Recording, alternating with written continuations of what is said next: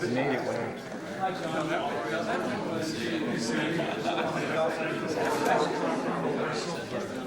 Hello. Hello, Mr.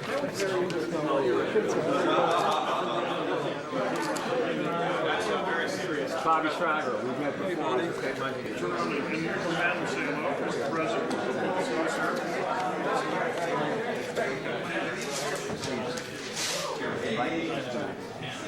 You're looking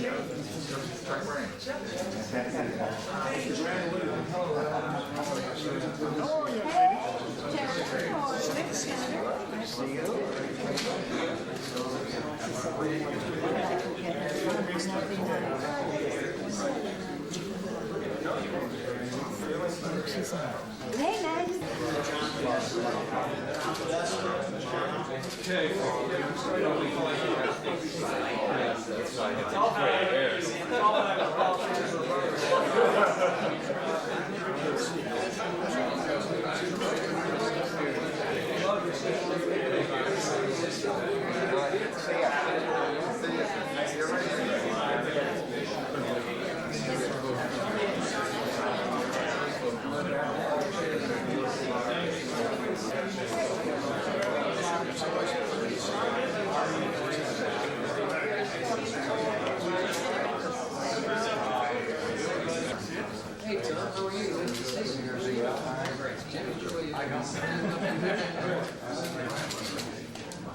This guy has got the greatest sense of humor. When we went to Dublin in December of 1978, and underneath he said, Bill, this guy wrote some good lines too. Two.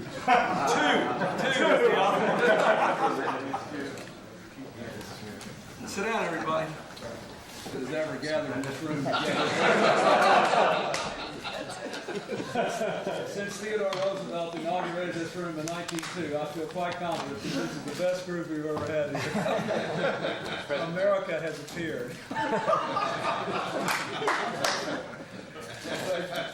Great Okay. for the press. Yeah, bring them in.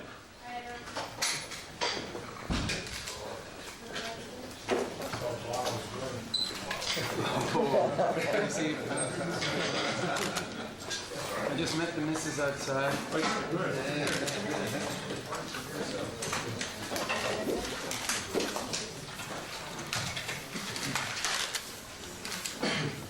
President. Wait, I want to make a brief statement. Just before you all came in, I looked around this table and I said, I imagine this is the most amazing group of Americans that has gathered together here in this room since Theodore Roosevelt inaugurated it in 1902. And I thank them all for coming. I think it shows you the depth and breadth of commitment of congressional, religious, and civic leaders to convince Congress to appropriate the entire $435 million that we pledged in debt relief to the world's poorest countries, and to authorize the International Monetary Fund to do its share as well. It's not often we have a chance to do something that economists tell us is a financial imperative and religious leaders say is a moral imperative. Not often that we find an issue that puts John Kasich and Maxine Waters on the same side, economists and evangelicals in the same room. All of us feel a common obligation to do the right thing. In the most indebted countries, 1 in 10 children dies before his or her first birthday. 1 in 3 is malnourished. The average adult has only 3 years of schooling. This is a terrible omen for our shared future on this planet, and it is wrong. More than a year ago, religious leaders organized a very successful global campaign for debt relief. It touched many of us here today and generated strong bipartisan support in the Congress. The United States developed a plan with other creditor nations to triple debt relief available to the world's poorest nations, provided they agreed to put the savings from debt payments into health and education. Here are the results so far. Last year, Bolivia saved $77 million and spent it on health and education. Uganda used its savings to double its primary school enrollment. Honduras now intends to offer every child 9 years of schooling instead of 6. Mozambique is buying much-needed medicines for government clinics, especially important there in light of the terrible floods they experienced. Now other nations are watching to see if the United States will do its part. If we don't, it's possible that some nations will do all the work that we should have done to qualify, or that they needed to do to qualify, but they won't get any relief at all. Now, let me remind you, we are talking here about 1/5,000th of our budget to lift the burden of debt around the world for years to come. We're talking about giving as many as 33 nations a chance for a new beginning, and about doing good works that our different faiths demand of us. This is a remarkable opportunity that we must seize now, and we must not let other issues divert us from it. Again, I'm profoundly grateful to all of you for coming, and to you, especially Representative Casey, for making sure that this is a broad bipartisan group. So I'd like to open the floor to you to say. Thank you, Mr. President. You know, I've been involved in a lot of coalitions in the 18 years I've been here, but it's almost always been to fight against a common enemy. That seemed to be what united Republicans and Democrats and liberals and conservatives. But now this is a coalition that is really designed to advance a wonderful common good, which is to take some of the bounty of the United States in the 21st century and say, we've got to share it with some other people. You know, we just got done with the Olympics, and we could tell that when we won so many medals, we had to work extra hard to not build resentment in the minds of people in other parts of the world. Now with the economic and the military and political dominance we have, I think it's essential for the United States to share its bounty and open its heart to people who are the poorest of the poor. And as you say, it is not a lot of money for us to have a very big impact in the world. I want to thank Bono, who basically, I called over there on Friday and told him it was Paul McCartney, and he took the call anyway. And Bono flew from Ireland to be here. He got to New York last night. He has been, without question, the most dedicated and driving force behind this whole initiative from day one. And I also want to thank Pat Robertson, who came here, who changed everything that he had, and I called him on Friday and said I thought it was important that he be here with everyone else. And I want to thank my colleagues. And Maxine did a great job in the House advancing the issue that Mr. President, this man right here, Gene Sperling, has been unrelenting in his efforts to try to secure this. So I hope we can get it done. And if we do, we will have made a meaningful contribution in this 21st century to the rest of the world. Nancy? Thank you very much, Mr. President. First, I want to thank you and commend the Clinton administration, Secretary Summers, Gene Sperling also, for your leadership and your determination to make this happen. I'm pleased to work with Mr. Kasich, our chairman, Mr. Leach, and so many in a bipartisan, bicameral fashion. And it's also bilateral. I mean, many other countries, multilateral, many other countries of the world are participating. We have a golden opportunity, pun intended, now to show the greatness of our country by being philanthropic, but in our own interest. I have a special responsibility, Mr. Chairman, because as the ranking on foreign operations, I have to fight this fight in our committee. Senator Leahy leads the charge, but it's actually, we're hoping to have bipartisan agreement on this. But in my caucus, we're blessed with a strong Congressional Black Caucus, Hispanic Caucus, Asian Pacific American Caucus, members of Congress in a bipartisan way who understand the cultures, the needs, the possibilities of the Southern Hemisphere and other areas in the Third World, who know how essential this money is. And it's not a great deal of money, as you said. We had a 3-year plan. We're in the 2nd year. How wonderful in this year of Jubilee, the year 2000, if we could finish it off. I want to just mention Barney Frank because he's representing some of us in Philadelphia on hate crimes event in Philadelphia, but he and Maxine, as has been mentioned, have been just great working in a bipartisan fashion on this issue. We cannot fail. We cannot have the poorest people in the world held hostage to any deliberations that we have here that may have barriers for other reasons. We're almost there. We're not there on the money yet. We're trying to get rid of some of the onerous conditions. We are trying to have a compromise so that whatever we decide on, with its strong bipartisan agreement, will stand for a long time to come, and we will understand what our responsibilities are as a great country. And again, I want to commend you, Mr. President, and your administration for your leadership on this. It has the Gospel of Matthew, but it's Old and New Testament, it's every faith. Cardinal Law has been active in this almost as much as Bono. Bono has been a hero in all of this, and he's made us heroes to our families with his wonderful knowledge of this issue. So again, thank you, Mr. President. I thank my colleagues, and most of all, thank the religious community for stepping up on this, because you have made all the difference in the world. Thank you. Mr. President, on a day when all of us in government and in religion are pained and troubled about violence in the Holy Land and so many other places in the world, our thoughts turn now to another kind of violence, the endemic violence against human dignity that is caused by oppressive poverty. We believe that this violence can be alleviated in the poorest countries of the world through debt relief and generous debt relief.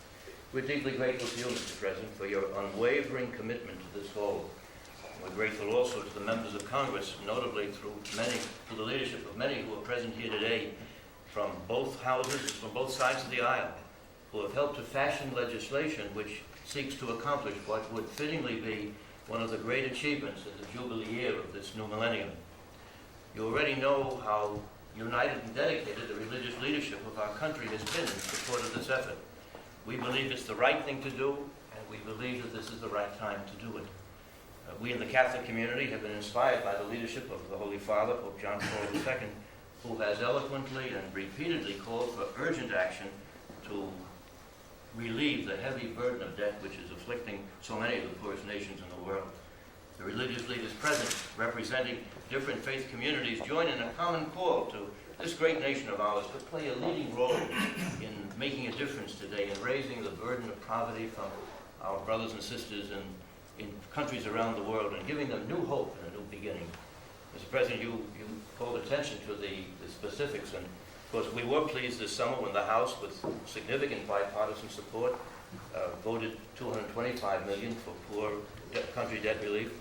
Nevertheless, as you mentioned, this falls significantly short of the $435 million required of the United States to meet its fair share of the debt relief program, which was approved in Cologne at the G8 meeting and the G8 summit.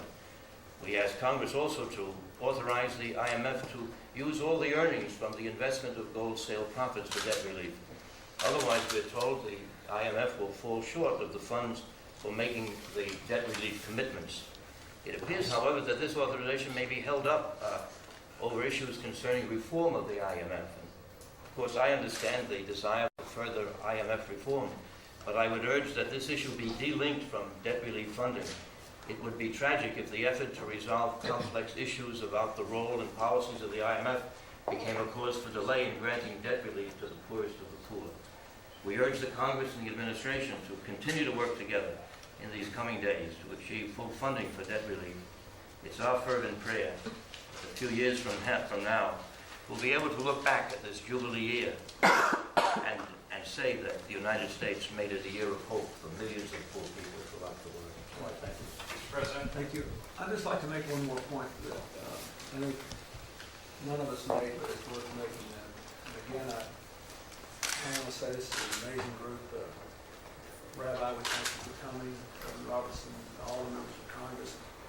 Bono, thanks for coming back from Ireland. There's another point that should be made here. Some of the people who have not supported us have said, well, so many countries have problems of their own making. They've got to solve their own problems. The unique thing about this debt relief initiative is that the money has to go to meet the human needs of the people. It cannot go to pad the government. It cannot go to pad private pockets. It cannot go to their military arsenal. It can only go to meet long-term human needs. So that if we can do this, one of the best long-term benefits, we will be providing a great incentive for good governance in these countries, which will enable them to do things for their own people that would have been unimaginable just a few years ago. So that's another reason that I am profoundly grateful for this. And we'll take a couple of questions. Mr. President, two questions. First, over the weekend, did you personally see the videotape of the 12-year-old Palestinian boy who was shot over the weekend? If you had a reaction to it. And secondly, sir, what assurances have you received in the last 24 hours from either Prime Minister Barak or Chairman Arafat that they are doing all that they can to bring a cessation to the violence? The answer to your first question is I did see it. Your reaction, sir? And I, when the first time I saw it, I didn't know what the result was. And I kept wondering if there was something else that the father could do to shield the child. He looked what? I was literally watching it as if it were someone I knew, and it was a heartbreaking thing to see a child like that caught in the crossfire.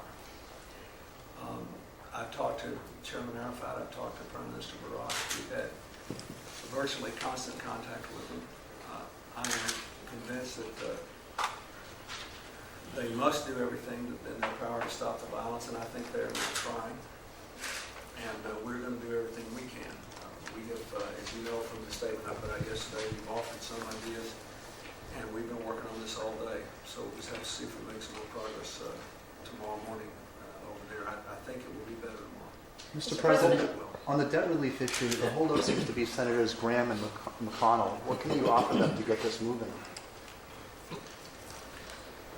Well, I don't know what else we can offer them as evidence, but I think if we just keep working at it, we might get there. We have such a good, broad, bipartisan group here that I think in the end that we'll be able to work it out with them. And we're certainly working with it. Mr. President, in your talks with the Israelis and Palestinians, do you get the impression that the recent violence is helping them move along towards wanting to reach an agreement, or is it hurting them? Well, in the short run, it's hurting them because they can't do anything on the peace process until people stop dying and the violence stops. But when the smoke clears here, it might actually be a spur to both sides as a sober reminder to what the alternative to peace could be. So we have to hope and pray that'll be the result. Thank you. All very much.